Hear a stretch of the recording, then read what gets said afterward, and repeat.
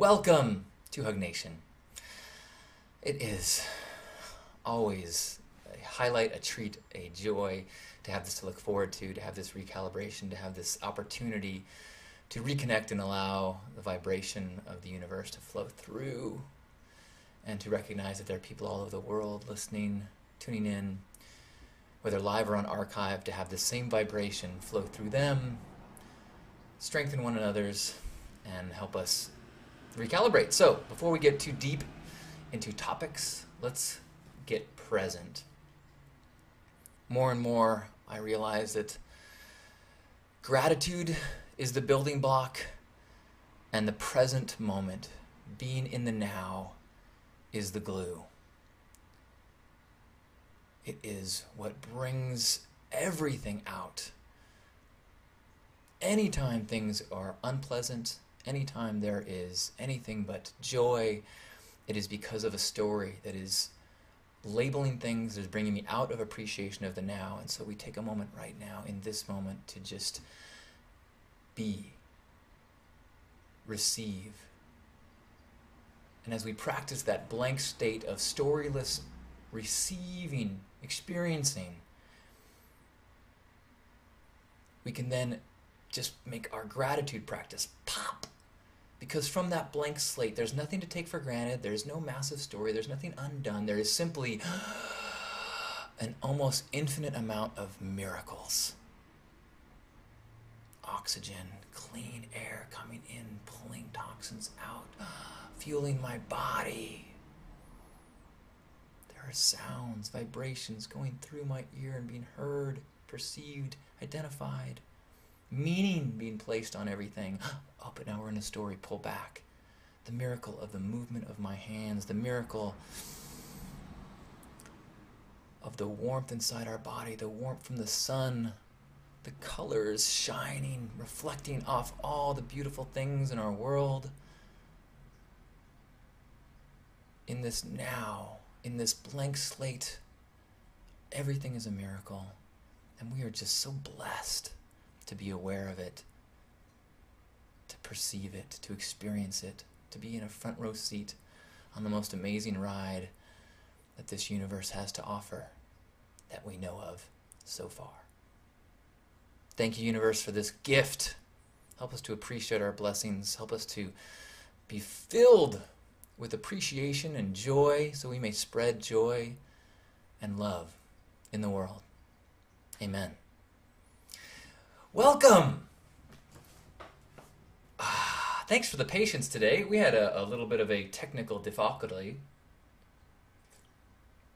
And you know what? That is a perfect introduction to the topic of the day. The topic of the day is lessons everywhere.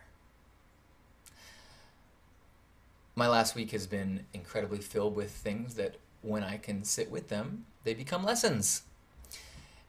And it is that awareness that we are here to learn lessons that can transform all the obstacles, anything that is unpleasant, anything that we perceive as suffering.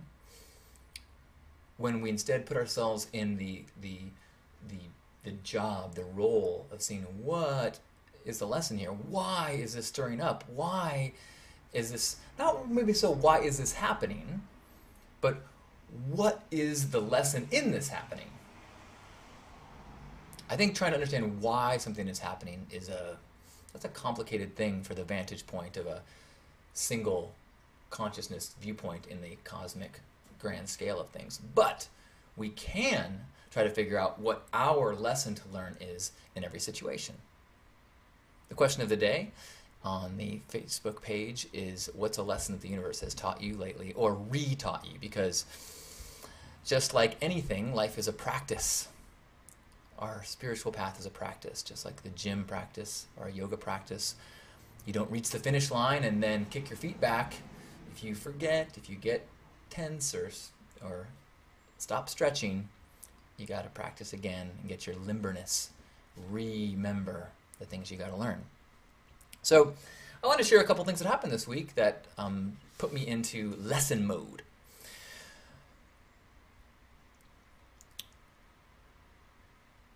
So I don't know if I have a new... Okay, let me take a step back. I love where I live. I live in this little house that's kind of on a canyon. So from the front, it looks like very city living, but in the back, it's all open and beautiful, and it feels very natural. I've got trees and a grass area as you go down into the canyon. It's a small canyon. There's just kind of one street that's missing between me and the other street. So I can see the people on the other side of the canyon, and if they're being jovial, I can hear them too. I can also hear the chickens that are in somebody's house that's next to me somewhere. When they start going their cock-a-doodle-doo, everybody in the canyon can tell because it echoes around. So I have a new neighbor somewhere in the canyon, or I have a neighbor that has started drinking, or some other change in the situation. So in the last several nights in a row, I heard loud talking from like noon to 2 in the morning. At first, I thought it was fighting, but then I think it's just really drunk and boisterous talk. You know how when you're like, no, no, no, no, no, no, no, no, listen, listen, listen, listen, listen, listen, no, no, listen. That's what I said. That's what I told him. And no, I know. So that, it was a little, I had my windows closed and I still could hear this reflecting back. And so, her first night I'm like, whatever, they probably have friends and out of town. Live it up, go on your back porch and drink under the stars. I certainly don't want to be a neighbor that says you can't do that. In fact, the sporadic occasional party and keep me up all night, I'll do with it. But then, the next night, it was happening, the same thing. And truthfully, I don't think this is people being rude at all. I think this is just purely a total unaware ignorance in the most innocent of ways. That they're in their backyard looking out of the canyon. They probably have no idea that it's so crisp and audible to the people on the other side of the canyon. So, second night that I hear it, this time my beloved is in bed with me. And I wake up kind of in the middle of the night, when I hear this, and I see that she's awake. And I know that I'm a little bit more protective of her sleep. She's got a lot of things going on, and so suddenly I kind of snapped into like hunter mode, like, protector, I must provide safe shelter for my mate. Oh. And so I went outside, and first thing I do is I'm starting to get all nervous. I'm like, I'm not big into confrontation, and even though I'm just communicating to the neighbor, it feels confrontational. Plus, they're clearly wasted, and so I'm like, I yell, "Let's use our indoor voices." They didn't hear it all. No, really, no. I hear their conversation didn't even skip a beat. They didn't hear me. So I'm like, and now I'm kind of like, wow, that felt like I yelled really loud. Like, I'm pretty sure like all the other neighbors now heard me. So now, I'm like, okay, you know what? No, it's cool. So I walk down into the canyon where we have like a motion light that turns on when, skunks or whatever cruise by. And so I go and the light ticks on. So I'm now underneath the light, kind of down in the canyon, in my underwear. I'm not sure if they could see me. I'm pretty sure that anyone in the canyon, if they turned to the canyon, they would see me. But I'm here, sleep in my eyes, groggy in my tighty-whities, under the pale moonlight and this spotlight. And I'm like, happy neighbors! Happy neighbors! Let's use our indoor voices! Didn't hear me at all. Now my heart rate is going to, because I basically just the act of yelling at the top of my lungs, for some reason that takes a lot of energy. Two, I'm confronting these neighbors, and so now I'm like, and now I'm thinking like, what other neighbors are now like, seriously, now we've got 2 sets of jerk neighbors. So I decide, okay, you know what, I'm just going to go upstairs, see how my lover's doing. Maybe if she's really having a problem, maybe I'll go walk around the block to the other side of the canyon and see where the house is and knock on the door and just say, hey. I go upstairs. I want to ask her how bothered she is, and also how loud did she think I was. And I go into bed. Hey, babe. Hey, babe. She's out. Totally asleep. The hunter was clearly not nearly as needed as I thought. So I'm like, okay, well, I'll go to bed for now, and I'll try to. Maybe I'll write a note in the morning. I'll print something out and just distribute to the neighbors. Because truthfully, I don't know which house it is, roughly, but I'll just send it to everybody. And then I start going over in the story in my head about how I'm going to phrase the story. But the how to say it in a way that's kind, and I don't want to be accusative. I don't want to say that I'm not always sometimes loud, but kind of like, hey neighbors, let's just remember that occasional parties are great, but let's be aware that we're like, no, that sounds. And so I'm rewriting in my head. And then I had this, like, all of a sudden I saw myself in the classroom. And I'm like, okay, I'm worked up. My pulse is still going heavy from this experience. 10 minutes ago I was practically asleep. And now I'm, stories, I'm like, whoa, not happy, anxious. Like, okay, time to practice, time to do the work, okay, what's going on? First thing, let's get present. And as I do that, immediately I'm like, okay, I'm lying in a comfortable bed with one arm around my incredible, wonderful girlfriend. I'm so focused on this one sand in the ointment, but really everything else is amazing. I am living the dream. Things are perfect, except for a little bit of volume that's, across the canyon. Wow. Okay, good. Okay, I'm present. And everything is perfect.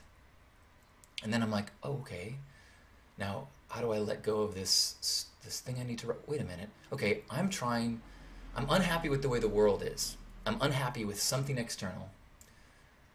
What are my options? I can change the world, or I can change myself. So I go looking for some earplugs. I can't find any. I know there's some in the Hugmobile that's parked around the block. Do I really want to go out there in my tidy whities or find... I'm like, oh, you know what? And I go to my air conditioning unit that the landlord was so nice to replace this year. Turn it to fan. No cool air, just fan. And the room fills with... And suddenly yeah, totally. All the voices from across the way are gone. And now I'm back in bliss in my warm bed with my amazing girlfriend, and there's literally nothing that I would change about the scenario. It's like, I was still a little awake, so I took out my computer and I typed all these lessons down because I wanted to acknowledge that these were important things to learn. Get present. Figure out how am I the solution to the problem, not them and the world. How can I make things more to my liking? Typed it all up. Fell asleep. And everything is perfect. I did kind of want to write a note to the dean of the Universal College that I'm in and say, hey, is there any way I could, take any future classes, maybe during the daytime, maybe change the time a little bit. The 2 a.m. Class doesn't. Anyway, it was amazing. It was all's well that ends well. And I think that practice of when things are not good, where is the lesson? When things aren't perfect, where is the lesson? When I'm suffering, where is the lesson? Is so important. Because if we get into the trap of thinking that how do we stop having these bad things happen? How can I keep having this stuff. I keep having this obstacle. I keep having this thing. No shit. That's because you're a human being. And you live in the physical world. And so the nature of our existence is in congestion, release, problem, resolution, high, low, wee. But if we're constantly cursing the highs and the lows, then the ride sucks. And so when it feels like the ride sucks, it's one of my new mantras is like, where's the lesson? Where's the lesson? Where's the lesson? It also takes away some of the guilt when you're in a place where you're having a hard time and you're having frustration. Because the other important part to remember is that asking yourself, where's the lesson, doesn't mean you will see it immediately. Sometimes you need to have faith that I don't know what's going on yet. I don't know why this is happening. I don't know where I can find the cone in this, but I'm going to have faith that I will learn from this. It's happened over and over and over again. I keep going through this process, and eventually I will have some positive growth experience from this. And so I think that kind of diminishes the guilt feeling that I sometimes fall into when I'm bummed. And then you have that, like, you get bummed, you're in a funk of some sort, and then it makes it 10 times worse when you start feeling guilty for being bummed. Try to have faith, try to give yourself credit for finding lessons, and know that that lesson is somewhere down the way. Maybe it won't be for a long time. I mean, you can probably look back times in your life. You know, I had a cool experience talking with my good friend Johnny Quest, and we were sharing old relationship stories. And I told him the story about a woman that I dated over 10 years ago, and I had this story about, you know, how crazy she was, and this and this and this and this, and all these wacky things that happened. And he kept asking me questions that, you know, after 30 minutes I was like, oh my gosh, what an incredibly valuable experience that relationship was. How much I was gifted from all of these obstacles or challenges.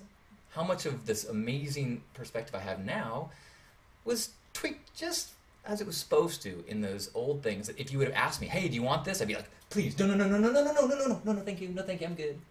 But you get those things, and it may take a decade before you recognize why that was a gift.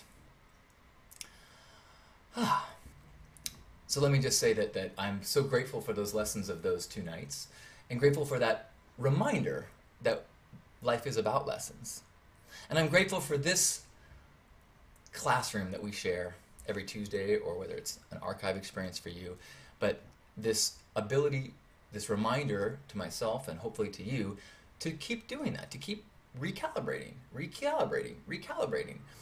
The voices outside, the marketing voices, the cultural messages, have nothing to do with this obstacle is for your personal growth. It's the message we get from the outside is this obstacle can be solved if you simply get this ointment.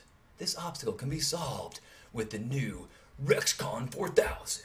This obstacle can make you, you know, and that mentality of exterior solutions kind of keeps us out of the classroom. We keep being handed books, we keep being handed these experiences, and if we don't take the time to recalibrate and feel them, see them, experience them, we might keep piling on new TVs and new stuff, changing, getting our psyched up to accomplish and strive because we want to keep finding the good in that new thing, squishing down all of the stuff that is where the lessons and the beauty of the now is waiting for us if we can just practice. So thank you for being my partners in this weekly recalibration and kind of hey, eyes on the paper, back on the paper, finish your work. You can play it, finish your work. At the same time, I consider this to be play as well. There's, I think, nothing more joyous and rewarding and fulfilling than when life itself becomes your playground, and life itself, the lessons of it, you're aware that they're happening, and you're like, this is why I'm here. This is why I'm a human being, not a rabbit. Any rabbits that are watching, I apologize. So let's have a Hug Nation hug. Wherever you are, grab yourself by the shoulders. Squeeze this torso, this meat piece that is trillions of cells, trillions of cells working together in systems within systems. We get so caught up in the conscious part of what's happening, that lesson, that school of our thought. We think that's the end-all, be-all of our human experience, and yet, as we are in our classroom or struggling with the obstacles, at the same time, the vast majority of all that is happening in our body and in the world is happening free of any sort of conscious thought. It is just part of these cycles and systems and balance and harmony that is simply the way, the Tao, God, the universe, maybe love. And so it's good to enjoy that conscious mind process, enjoy the lessons, and know that even when we fail, even when we struggle, we are still sitting in the middle of, living inside of, one with and always a part of the system of miracles.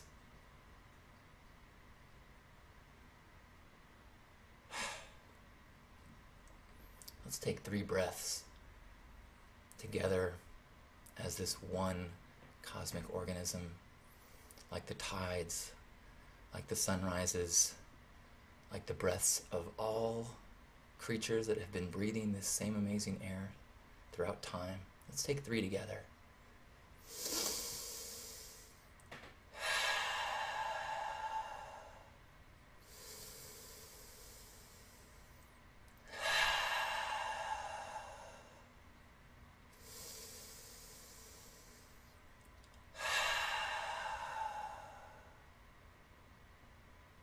On behalf of Grandpa Caleb and all the Love Warriors, Happy Hug Nation, thank you.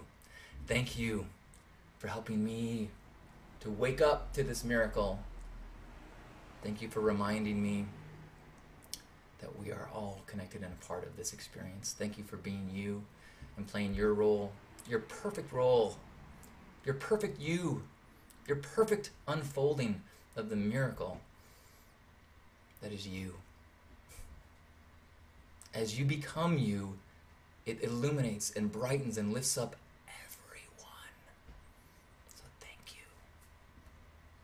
I love you. Namaste.